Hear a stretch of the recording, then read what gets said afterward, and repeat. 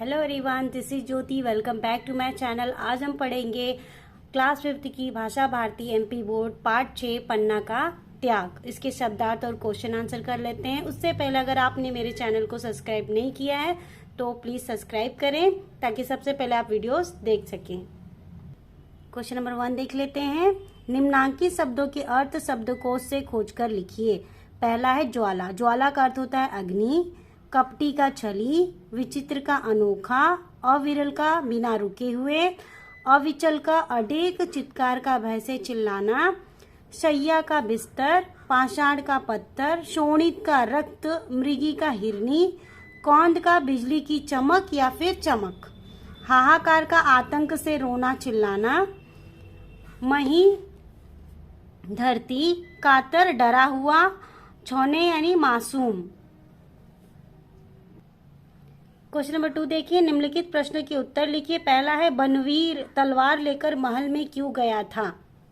उत्तर है बनवीर मेवाड़ के राजकुमार उदय सिंह की हत्या करने के उद्देश्य से तलवार लेकर महल में गया था। ख पन्ना ने उदय सिंह की रक्षा किस प्रकार की? उत्तर पन्ना ने अपने पुत्र चंदन को उदय सिंह के कपड़े पहनाकर चंदन को उदय सिंह के बिस्तर पर सुला दिया।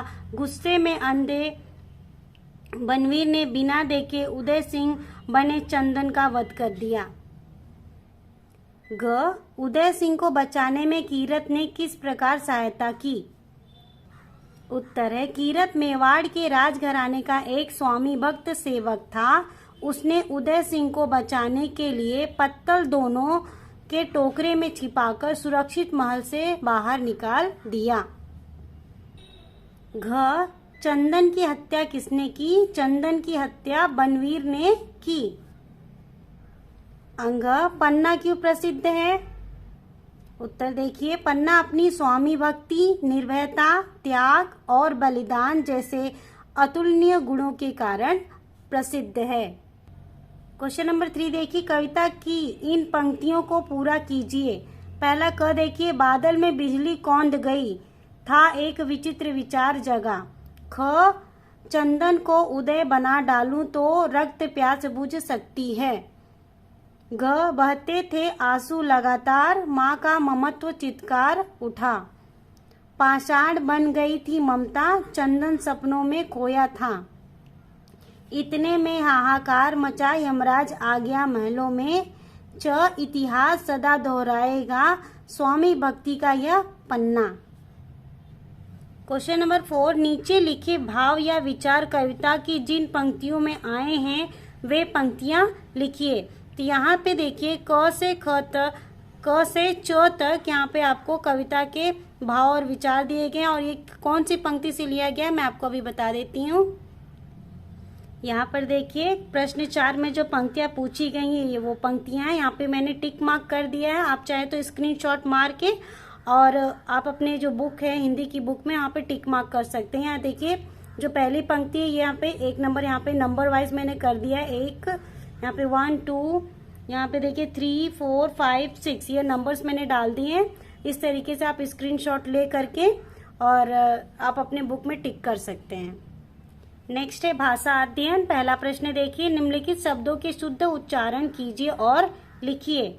यहाँ पे देखिए शब्द यहाँ पे दिया गया है तो इसका शुद्ध उच्चारण करना है आपको। शुद्ध उच्चारण करके लिखना है तो आप ये कर सकते हैं। यहाँ पे देखिए प्रश्न 2 देखिए। निम्नलिखित शब्दों के शुद्ध रूप लिखिए। तो यहाँ पे प्रयास लिखा है, प्रयास का होता है प्यास, पर्वत का होता है पर्वत। यहाँ पे देखिए अशुद्ध शब्द हैं, इनको शुद्ध करके लिखना है। करज का कर्ज, वस्तार का बिस्तर, जवार का ज्वार, चितकर का चित्कार। ठीक है। प्रश्न क्रमांक 3 देखिए। निम्नलिखित शब्दों की समान तुक वाले शब्द कविता से खोजकर लिखिए। भाप का कांप, अस्त्र का शस्त्र, झपटी का कपटी, दमक का चमक, मलती जलती, झपक और फिर लपक। ठीक है। क्वेश्चन नंबर 4 में देखिए नीचे लिखे शब्दों के 2-2 पर्यायवाची शब्द लिखिए। रक्त का 2-2 पर्यायवाची हमको सारे शब्दों का करना है। तो देखिए रक्त पहले देख लेते हैं, खून लहू। महल राजमहल और राजभवन, पाषाण का शिला और पत्थर, मही का पृथ्वी और धरती, पर्वत का पहाड़ और गिरी, वस्त्र का कपड़ा और वसन। प्रश्न क्रमांक 5 देखिए, निम्नांकित शब्दों के विलोम शब्द लिखिए। इसका उल्टा हमको लिखना है। देखिए, धरती का आकाश, महल का झोपड़ी, मृत का जीवित, विश्वास का धोखा, जागना का सोना।